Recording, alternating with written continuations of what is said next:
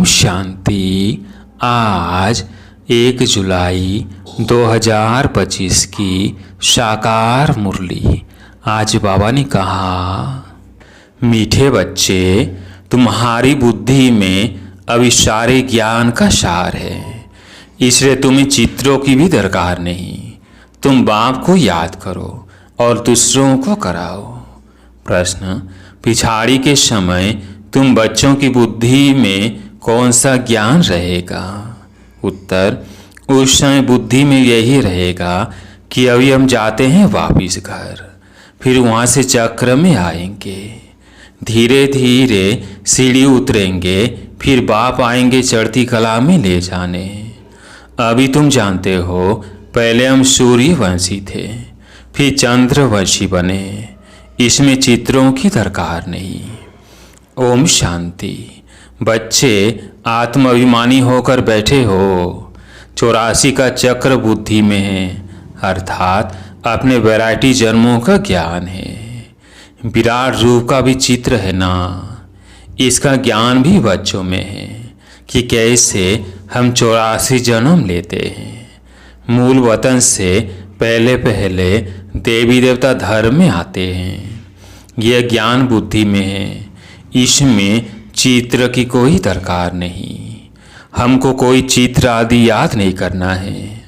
अंत में याद सिर्फ यह रहेगा कि हम आत्मा हैं, मूल वतन की रहने वाली है।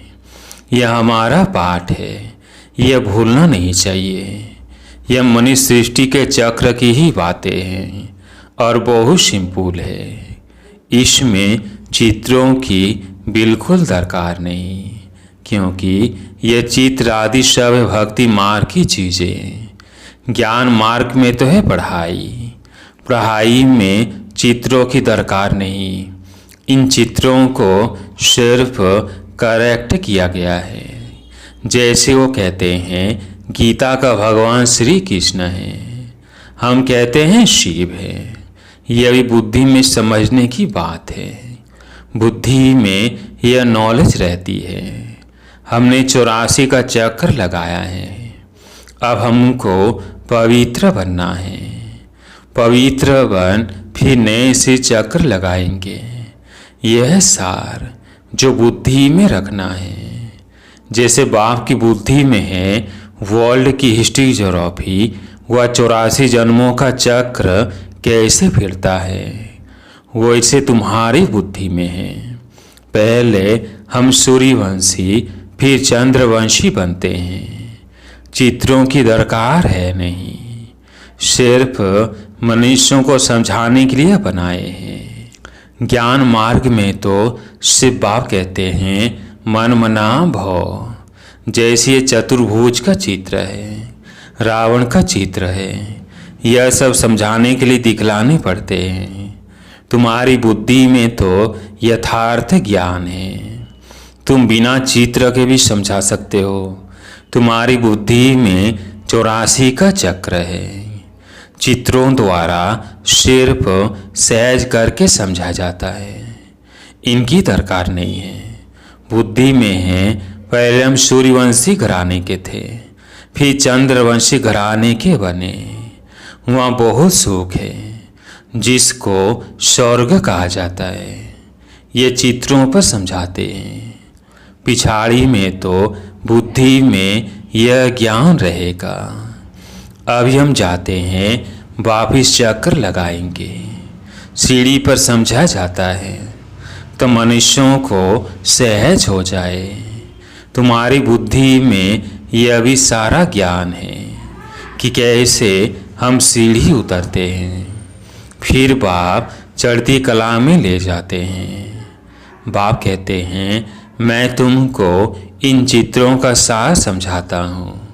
जैसे गोला है तो उस पर समझा सकते हैं यह 5000 वर्ष का चक्र है। अगर लाखों वर्ष होते तो संख्या कितनी बढ़ जाती। कृष्ण को दिखाते हैं 2000 वर्ष, इसमें कितने मनुष्य होते हैं। 5000 वर्ष में कितने मनुष्य होते हैं, यह सारा हिसाब तुम बतलाते हो। सतयुग में पवित्र होने कारण थोड़े मनुष्य होते हैं। अभी तो कितने ढेर हैं। लाखों वर्ष की आयु होती तो संख्या भी अनगिनत हो जाए। क्रिश्चियन की भेंट में आदमशुमारी का हिसाब तो निकालते हैं ना। हिंदुओं की आदमशुमारी कम दिखाते हैं। क्रिश्चियन बहुत बन गए हैं। जो अच्छे समझदार बच्चे हैं बिगड़ चित्रों को भी समझा सकते हैं। विचार करो, इस समय कितने ढेर मनुष्य हैं। नई दुनिया में कितने थोड़े मनुष्य होंगे। अभी तो पुरानी दुनिया है जिसमें इतने मनुष्य हैं। फिर नई दुनिया कैसे स्थापन होती है, कौन स्थापन करते हैं, यह बाप ही समझाते हैं। वही ज्ञान का सागर है। तुम बच्चों को सिर्फ यह 84 का चक्र ही बुद्धि में रखना है। अभी हम नरक से स्वर्ग में जाते हैं तो अंदर खुशी होगी ना। सतयुग में दुख की कोई बात होती नहीं। ऐसी कोई अप्राप्त वस्तु नहीं जिसकी प्राप्ति के लिए पुरुषार्थ करे। यहाँ पुरुषार्थ करना पड़ता है। यह मशीन चाहिए, यह चाहिए। वहाँ तो सब सुख मौजूद है। जैसे कोई महाराजा होता है तो उनके पास सब सुख मौजूद रहते हैं। गरीब के पास तो सब सुख मौजूद नहीं होते। परंतु यह तो है कलयुग, तो बीमारियां आदि सब कुछ है। अभी तुम पुरुषार्थ करते हो नई दुनिया में जाने के लिए। स्वर्ग नरक यहाँ ही होता है। ये सूक्ष्म वतन की जो रमत गमत है यह भी टाइम पास करने के लिए है। जब तक कर्मातीत अवस्था हो टाइम पास करने के लिए यह खेल पाल है। कर्मातीत अवस्था आ जाएगी बस तुमको यही याद रहेगा कि हम आत्मा ने अब 84 जन्म पूरे किए। अब हम जाते हैं घर। फिर आकर शतों प्रधान दुनिया में शतों प्रधान पाठ बजाएंगे। यह ज्ञान बुद्धि में लिया हुआ है। इसमें चित्रों आदि की दरकार नहीं। जैसे बैरिस्टर कितना पढ़ते हैं, बैरिस्टर बन गए। बस जो पाठ पढ़े वो खलास। रिजल्ट निकली प्रारब्ध की। तुम भी पढ़कर फिर जाए राजाई करेंगे। वहाँ नॉलेज की दरकार नहीं। इन चित्रों में भी रॉन्ग राइट क्या है यह अभी तुम्हारी बुद्धि में है। बाप बेट समझाते हैं। लक्ष्मी नारायण कौन है, यह विष्णु क्या है। विष्णु के चित्र में मनुष्य मूंझ जाते हैं। बिगड़ समझ के पूजा भी जैसे फालतू हो जाती है। समझते कुछ भी नहीं। जैसे विष्णु को नहीं समझते हैं, लक्ष्मी नारायण को भी नहीं समझते, ब्रह्मा विष्णु शंकर को भी नहीं समझते। ब्रह्मा तो यहाँ है। यह पवित्र बन शरीर छोड़ चले जाएंगे। इस पुरानी दुनिया से वैराग्य है। यहाँ का कर्म बंधन दुख देने वाला है। अब बाप कहते हैं अपने घर चलो, वहाँ दुख का नाम निशान नहीं होगा। पहले तुम अपने घर में थे, फिर राजधानी में आए। अब बाप फिर आए हैं पावन बनाने। इस मनुष्यों का खान पान आदि कितना गंदा है। क्या क्या चीज़ें खाते रहते हैं। वहाँ देवताएं ऐसी गंदी चीज़ें थोड़ी खाते हैं। भक्ति मार्ग देखो कैसा है। मनुष्यों की भी बलि चढ़ती है। बाप कहते हैं यह भी ड्रामा बना हुआ है। पुरानी दुनिया से फिर नई दुनिया जरूर बननी है। अभी तुम जानते हो हम शतों प्रधान बन रहे हैं। यह तो बुद्धि समझती है ना। इसमें तो चित्र न हो तो और ही अच्छा। नहीं तो मनुष्य बहुत ही प्रश्न पूछते हैं। बाप ने 84 जन्मों का चक्र समझाया है। हम ऐसे सूर्यवंशी, चंद्रवंशी, वैश्यवंशी बनते हैं। इतने जन्म लेते हैं। यह बुद्धि में रखना होता है। तुम बच्चे सूक्ष्म वतन का राज भी समझते हो। ध्यान में सूक्ष्म वतन में जाते हो। परंतु इसमें न योग है न ज्ञान है। यह सिर्फ एक रस्म है। समझा जाता है कैसे आत्मा को बुलाया जाता है, फिर जब जाती है तो रोते हैं, पश्चाताप होता है, हमने बाबा का कहना नहीं माना। यह सब है बच्चों को समझाने के लिए कि पुरुषार्थ में लग पड़े, गफलत न करे। बच्चे सदा यह टेंशन रखे कि हमें अपना टाइम सफल करना है, वेस्ट नहीं करना है, तो माया गफलत नहीं करा सकती है। बाबा भी समझाते रहते हैं, बच्चे टाइम वेस्ट ना करो, बहुतों को रास्ता बताने का पुरुषार्थ करो, महादानी बनो, बाप को याद करो तो विकर्म विनाश होंगे। जो भी आते हैं उनको यह समझाओ और 84 का चक्र बताओ। वर्ल्ड की हिस्ट्री जरूर ही कैसे रिपीट होती है, नट सेल में सारा चक्र बुद्धि में रहना चाहिए। तुम बच्चों को खुशी रहने चाहिए कि अभी हम इस गंदी दुनिया से छूटते हैं। मनुष्य समझते हैं स्वर्ग नरक यहाँ ही है। जिनको बहुत धन है तो समझते हैं हम स्वर्ग में हैं, अच्छे कर्म किए हैं इसलिए सुख मिला है। अभी तुम बहुत अच्छे कर्म करते हो, जो 21 जन्मों के लिए तुम सुख पाते हो, वह तो एक जन्म के लिए समझते हैं कि हम स्वर्ग में हैं। बाप कहते हैं वह है अल्पकाल का सुख और तुम्हारा है 21 जन्मों का, जिसके लिए बाप कहते हैं सभी को रास्ता बताते जाओ। बाप की याद से ही निरोगी बनेंगे और स्वर्ग के मालिक बन जाएंगे। स्वर्ग में है राजाई, उनको भी याद करो। राजाई थी अभी नहीं है, भारत की ही बात है, बाकी तो है बायप्लट्स।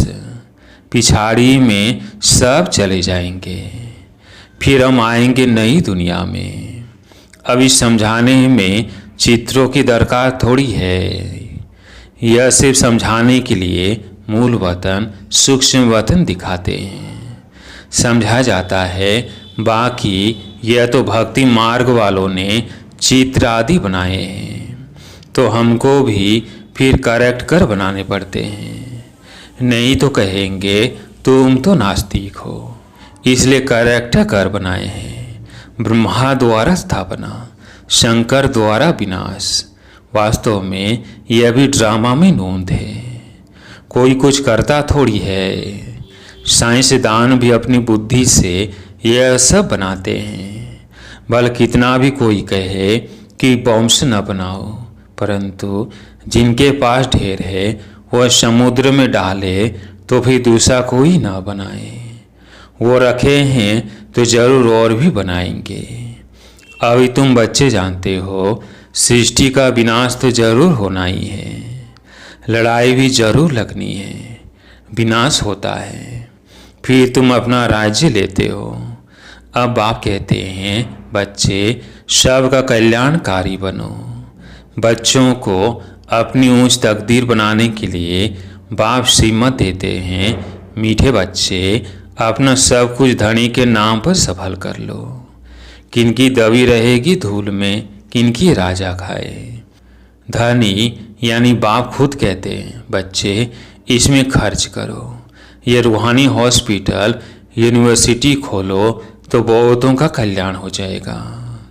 धनी के नाम तुम खर्चते हो, जिसका फिर 21 जन्म के लिए तुमको रिटर्न में मिलता है। यह दुनिया ही खत्म होनी है, इसलिए धनी के नाम का जितना हो सके सफल करो। धनी शिव बाबा है ना, भक्ति मार्ग में भी धनी के नाम करते थे। अब यह तो डायरेक्ट धनी के नाम बड़ी बड़ी यूनिवर्सिटी खोलते जाओ तो बहुतों का कल्याण हो जाएगा।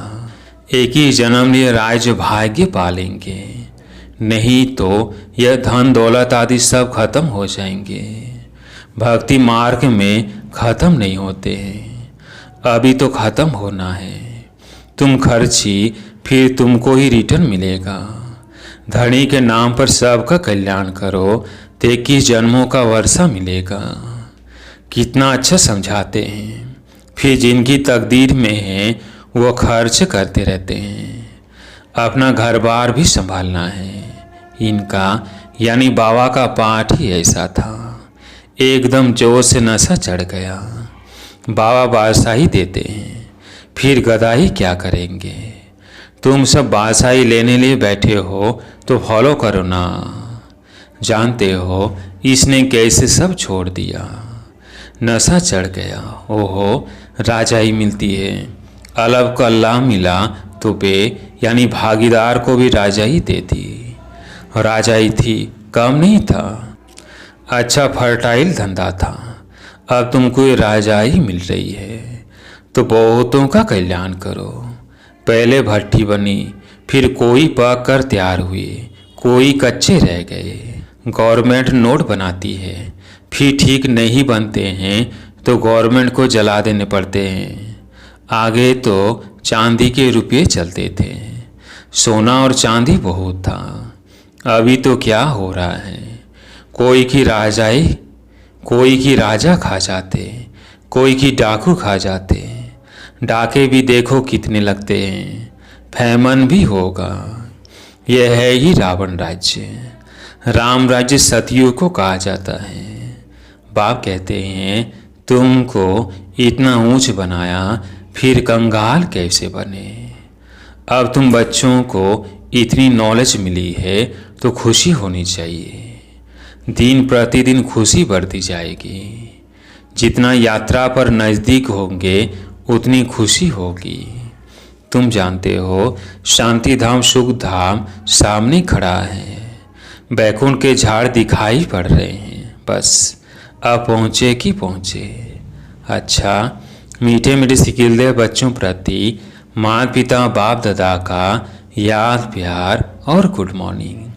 रूहानी बाप की रूहानी बच्चों को नमस्ते। हम रूहानी बच्चों की रूहानी बाप दादा को याद प्यार गुड मॉर्निंग नमस्ते नमस्ते।